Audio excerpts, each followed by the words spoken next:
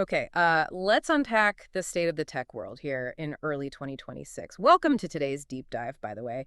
If you look at the headlines right now, we are in this really weird, messy middle ground. Yeah, messy is definitely the right word for it. You've got CEOs demanding massive growth from AI, and they're laying people off in anticipation of that growth, but the actual efficiency gains, they just haven't fully arrived yet. Right, they really haven't. We are seeing this huge rush to automate, but the infrastructure to support it just isn't quite there. It creates this paradox where companies are cutting headcount, but they are, simultaneously desperate for a very specific type of talent.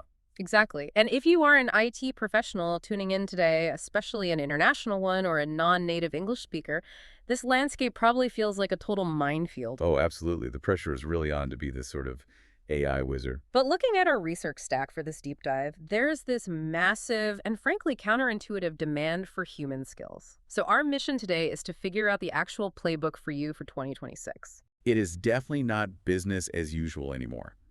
We need to look at how talent working in a second language can actually navigate this. I mean, we aren't just talking about coding anymore. Right, we are talking about mastering the human-machine workforce. Let's start with the elephant in the server room, which is AI and layoffs. The narrative is always that the robots are coming for our jobs. Yeah, that's the headline you always see everywhere. But I was looking at the data from the first half of 2025, and it is actually shocking.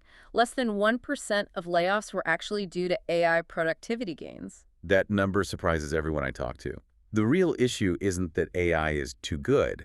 It's that it creates what we call work slop. Work slop. That sounds like something from a dystopian cafeteria. It honestly isn't much better than that. It is this low-quality AI-generated output that's just riddled with really subtle errors. So companies are finding that senior engineers are spending hours just fixing what the AI wrote. Exactly. And reading and debugging code is actually cognitively much harder than writing it from scratch. Which creates a totally new job description, right?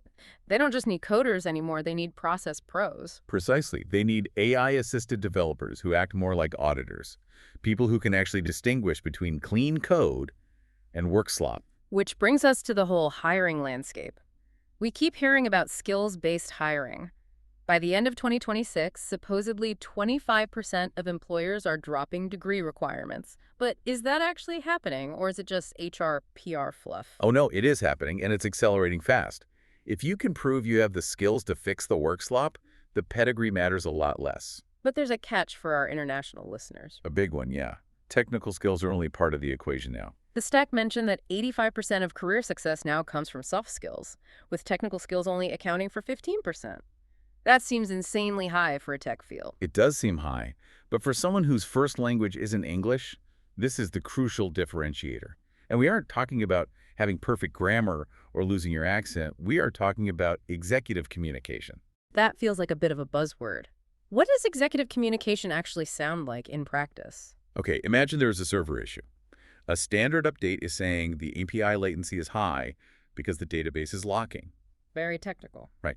Executive communication is saying the checkout page is loading too slowly, and it is costing us sales right now, so here is the fix. Ah, ISA. It's translating the code into revenue. Exactly. The machine can write the code, but it cannot explain why that code matters to the business stakeholders. This ties perfectly into another trend I saw in the notes, which is cultural fluency and the rise of nearshoring. This is huge right now. We are seeing a massive pivot, especially towards LATAM, to U.S. integration. It is not just about speaking English, it's about time zones. The ability to be online during the same hours as the core team in New York or San Francisco. Yes. If you are an international developer who can jump on a Zoom call at 2 p.m. Eastern and brainstorm a solution in real time, you're infinitely more valuable than a cheaper developer who is asleep during the workday. So synchronous collaboration is the premium asset. That nearshore integration capability is a major selling point. Okay, so let's say you have the skills, the executive comms, and the time zone alignment. Where do you actually find the work? Because generic job boards feel like a black hole. You have to get niche. If you need visa support, stop applying on LinkedIn. Go to relocate.me. They filter specifically for companies that want to move international talent. And for remote work. Lemon.io for startup matches, or arc.dev. Arc is really fascinating because they use AI to vet your technical and English skills up front. So it essentially pre-validates you. Right, so by the time you talk to a U.S. employer, the whole can they communicate question is already answered. Okay, put me in the hot seat. I land the interview. I am sitting there sweating. How do I actually close the deal? Stop listing your tech stack. Use the STAR method. Situation, task, action, result. But here's the twist.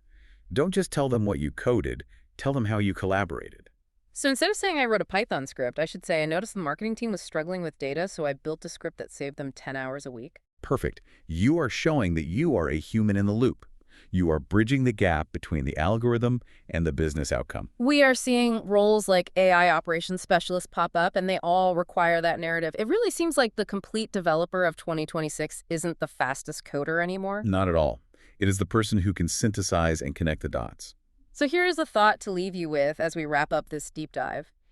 If AI handles the syntax and the logic, but humans handle the empathy, the negotiation, and the business context, are we approaching an era where liberal arts skills become the most valuable asset in an IT portfolio? It really is the ultimate revenge of the English majors, isn't it? Keep learning, and whatever you do, don't let the work slop win.